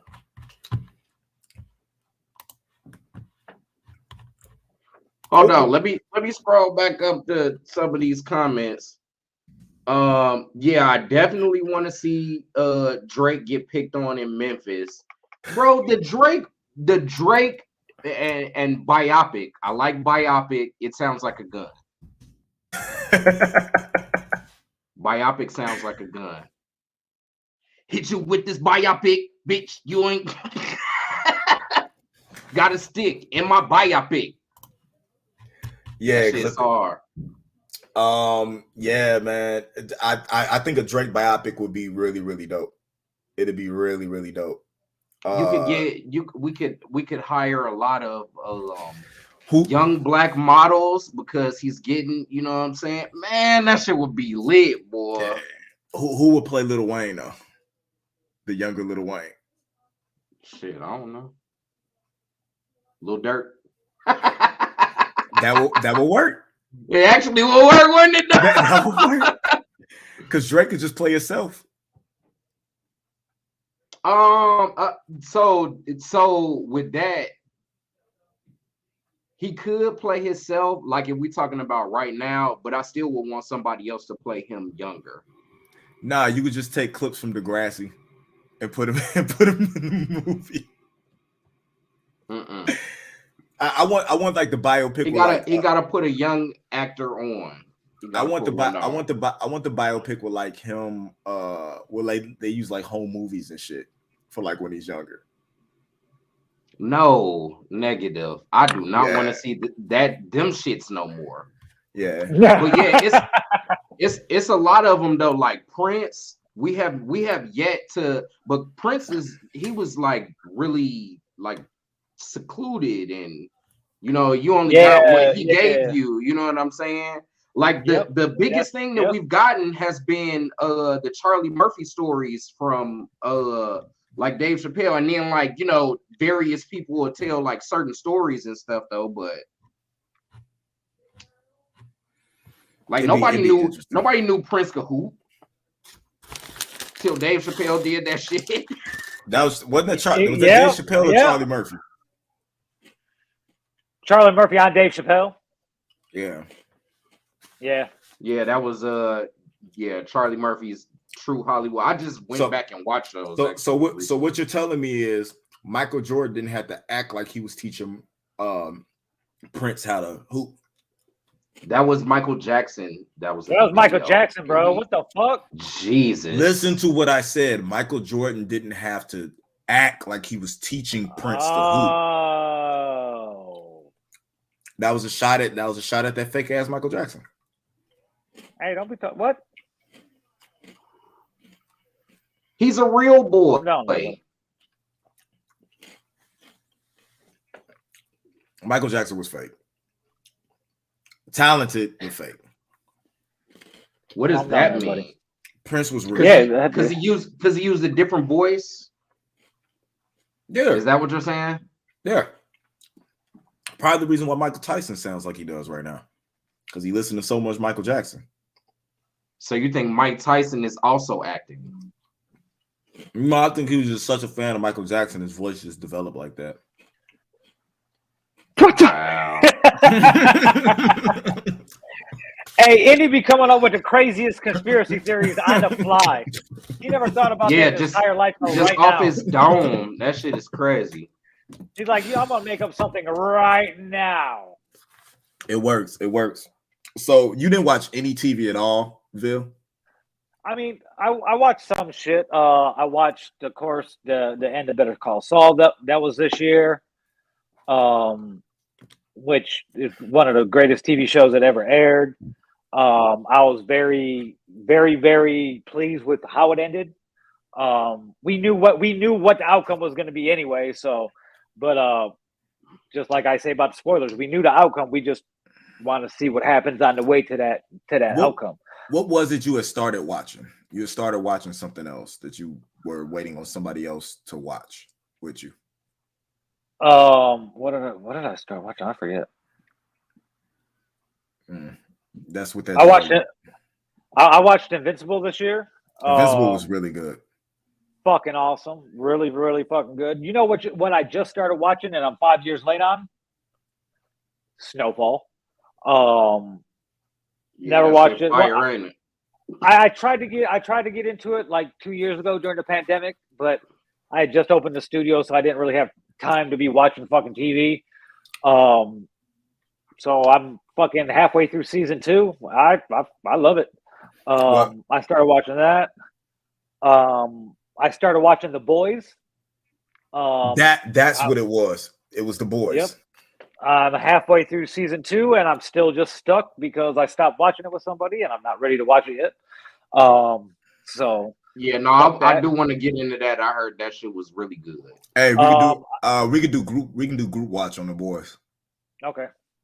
I got I caught up on Mayans, the latest season of Mayans MC, the spinoff of Sons of Anarchy. This dude said he didn't watch much TV at all. He's already ranked on his You watch way more TV than I did. Yeah. All right, we'll get this. Break it down to this. What was the best thing you watched television wise this year? Yeah, probably Better Call Saul. Ron, what was the best thing you watched television wise?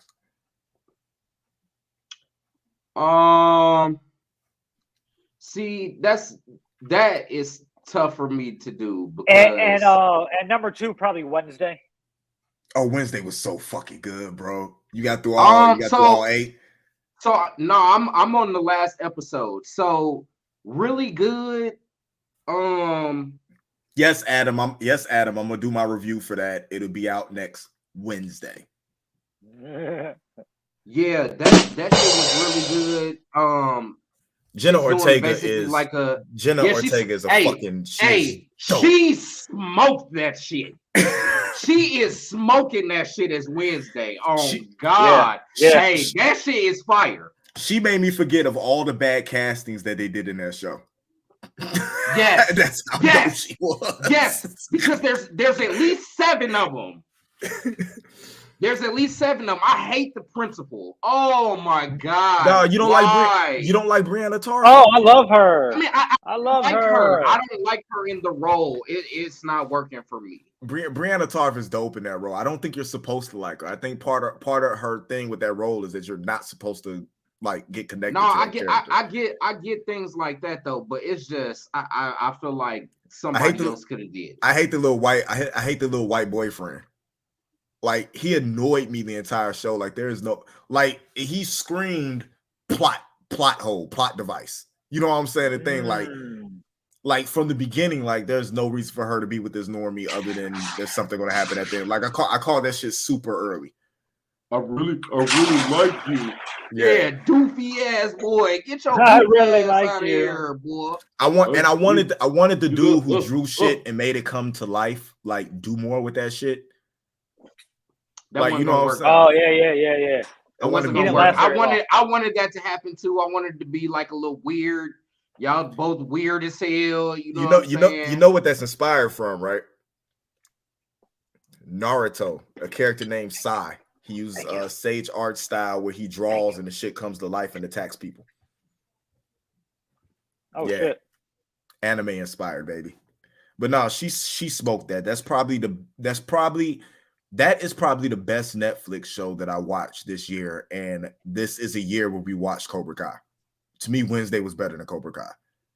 Cobra Kai, I don't think I finished that either. That actually this season kind of bored me. But so there's two different there's 2 different things I couldn't. House of the Dragon was great. I don't know if it's I really don't even want to compare it to any of the other Game of Thrones seasons though, but it was really good.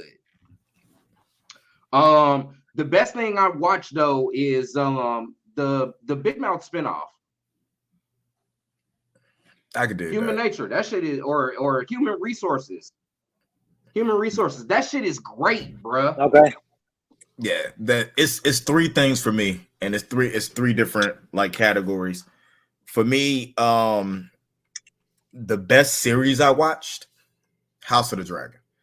Writing on there, cinematography, acting, the way they transition between the time jumps, that shit was just fucking phenomenal. They spent so much money on that shit.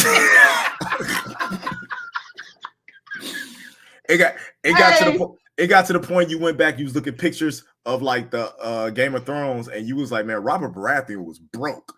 Because broke as hell, you broke had money. This shit look hard, boy, everywhere. This motherfucker got he got hard ass toys that he play with, dog. That shit hard, boy.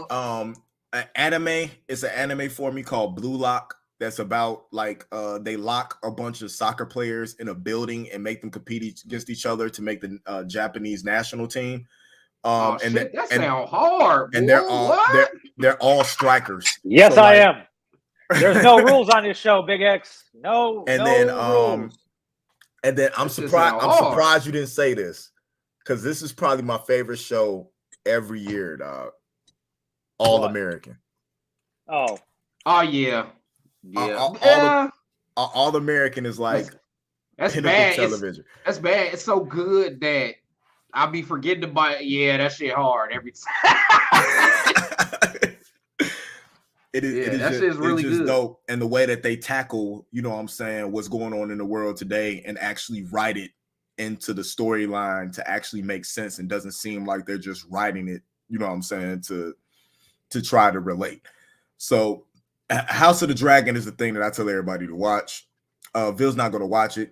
Fuck you and your dragons, buddy. No, I'm going to tell you right now, Ville. Bro, you would love that shit, man. Ville will fucking no. You try to watch Game of Thrones. Ville will relate Ville will relate. No, it's not. Ville will relate to Daemon Targaryen hands down. He gonna be like, that's my dude. Nope, I'm cool. Matt Smith killed that role. Hey, listen to me. He don't even need like one of the regular awards, dog. He just need a statue made of him. You know what I'm saying? In the Daemon Targaryen, bro. This shit is acted to a T. He did putting on a fucking clinic. But that's Doctor Who for you. You know what I'm saying? At literally an episode where he said maybe 5 words. No, he said absolutely nothing for like the first 40 minutes of the episode. All he did, he picked that scroll up. he walked over the thing. He picked that scroll up. He read it, and then immediately, it started beating them, and it just ran into war himself. Nah, and it just came out, and you didn't see him say anything to the end when he was bringing that fucking crown back to his fucking brother, dog. That shit was great. He just did shit. And you could tell exactly what he's about to do by whatever look he was making on his face. Like that shit was great. That shit was great television. Yeah, he didn't respect shit, but whatever he was fucking. That's it. If you had good pussy, he respected you.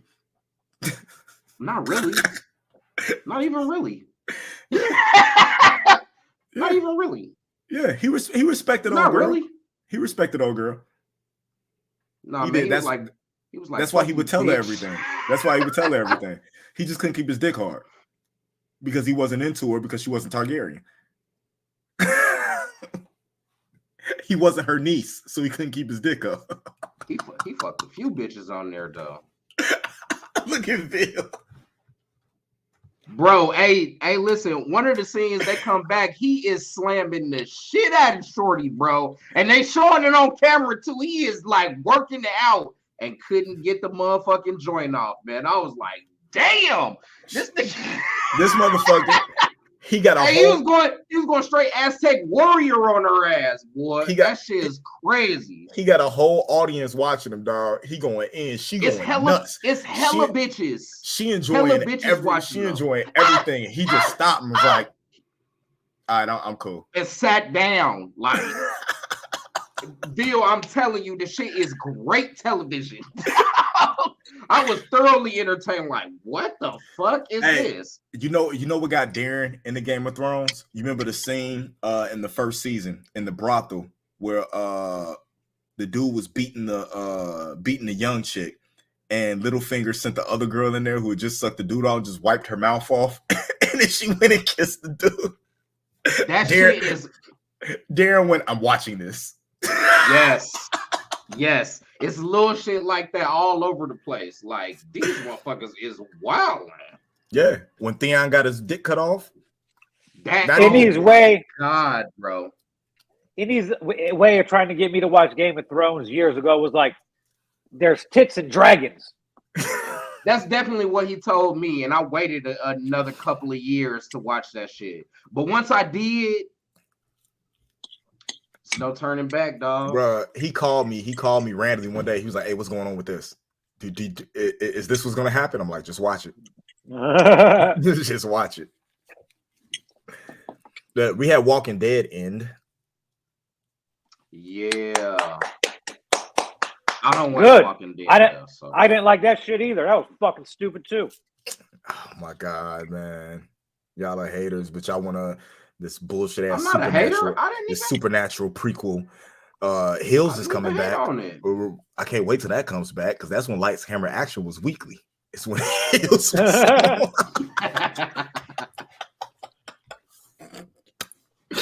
yeah, that shit was good too. We be too excited to talk about the episode of Hills. Like, you got time to pod?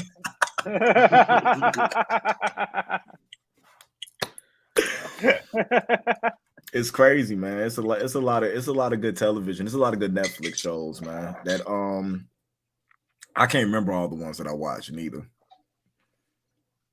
I'm trying to think. And a lot of the shit that I watched from like September till now. After I got sick and everything like that, I just had a bunch of time to fucking watch shit. Yeah, man. Damn, what other TV though did I watch? You know what I just started watching again? I had to go back and start watching BMF again. I don't know though. I'm watching it again and I'm kind of like, I see why I stopped after episode 6. Oh man. Top 10 TV shows on Netflix for 2022. Stranger Things. Okay. Manifest. I didn't watch. I didn't even get around. I'm like 2 seasons behind on Stranger Things right now. It's good though. Inventing Anna. Dahmer. Bridgerton.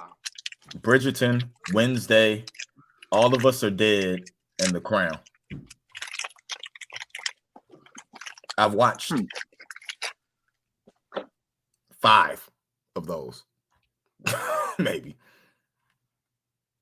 I heard Bridgerton was good. That was next, but I just got done watching Wednesday.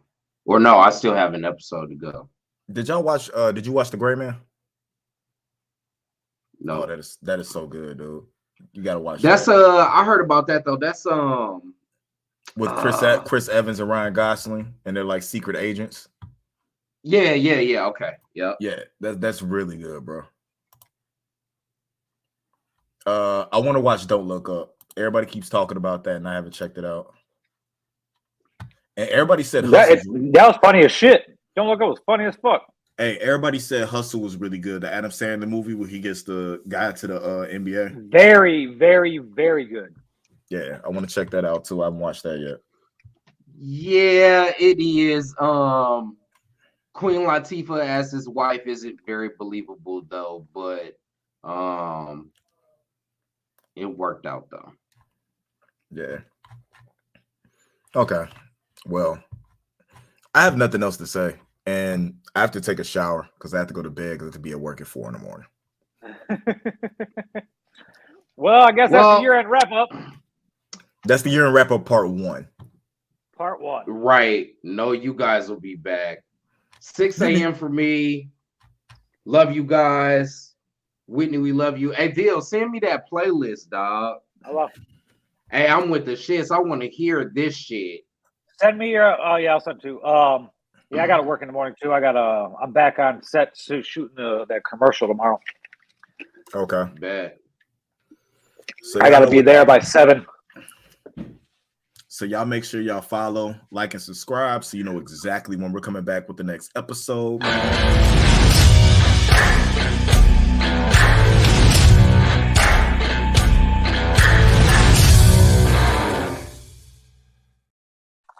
Definitely. I love tits and dragons.